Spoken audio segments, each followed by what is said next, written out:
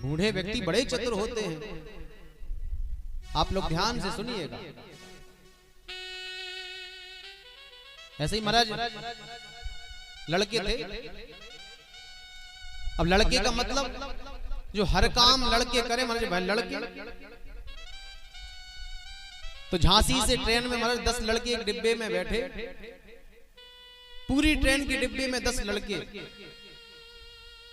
और एक उसमें एक बुढ़ा व्यक्ति।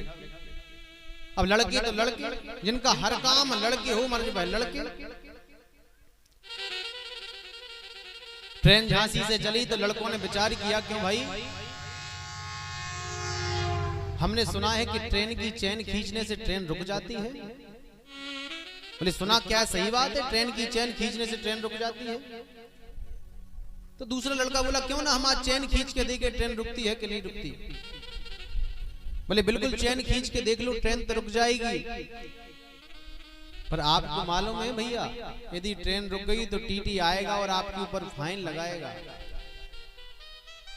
लड़के आपस में कहने लगे, अच्छा कितना फाइन लगाएगा।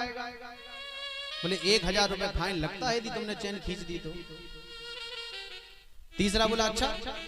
बोले कोई बात नहीं, हम जो है 1000 रुपए दे देंगे, पर ट्रेन खींच के तो देखो।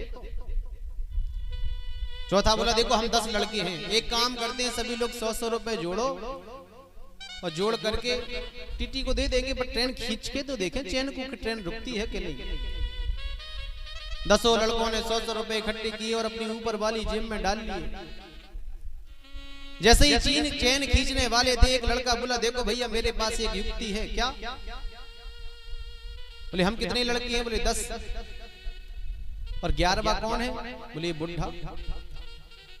बोले हम ट्रेन की चैन खींच देते हैं और टीटी आएगा तो कह देंगे इस बुढ़े ने ट्रेन की चैन खींच दी। भाई बुढ़ा बोला अरे भैया मैंने क्या बिगाड़ा है, मुझे छोड़ दो, मैंने क्या बिगाड़ा है। अरे भैया ऐसा नहीं करो, ऐसा नहीं करो। महाराज बुढ़े की क्यों माने, लड़के तो लड़के। अब बुढ़ा हाथ जोड़े, महाराज उनके हाथ बार बार जोड़ा, अरे बेटा ऐसा नहीं करो, मैं तुम्हारे पिता के समान हूं, मैं तुम्हारे दादा के समान हूं। पर लड़के ने एक नहीं मानी।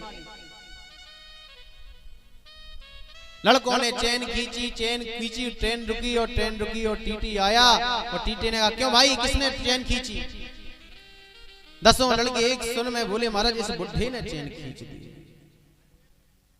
बुढ़ा हाथ जोड़ करके बोला हाँ महाराज मैंने ही चैन खींची। क्यों, तुमने चैन क्यों खींची। बोले महाराज हम क्या बताएं, हमने चैन इसलिए खींच दी, इन लड़कों ने हमारे 1000 रुपए चुरा लिए, देखो वो ऊपर वाली जेब में रखे हैं। और कह रहे थे कि जैसे ही ललितपुर आएगा हम भाग जाएंगे। हमने सोचा कहीं ये लड़के भाग ना जाएं, इसलिए बीच में ही चैन खींच दी। इनकी ऊपर वाली जेब में देखो 1000 रुपए रखे हैं, इसलिए हमने चैन खींच दी। टीटी बोला तुमने बहुत अच्छा किया, इन लड़कों को तो ऐसे ही महाराज करना चाहिए। महाराज उसके 1000 रुपए निकाल के बुढ़े महाशय को दिया, हथकड़ी लगा करके 10 लड़कों को महाराज पुलिस ले जाने लगी। बुढ़े महाशय लड़कों के पास पहुंचे और अपनी दाढ़ी पर हाथ घुमाकर कहते हैं क्यों बेटा ये ऐसे ही थोड़ी सफेद हो गई। बुजुर्गों के पास मेरे भाई बड़ा अनुभव होता है।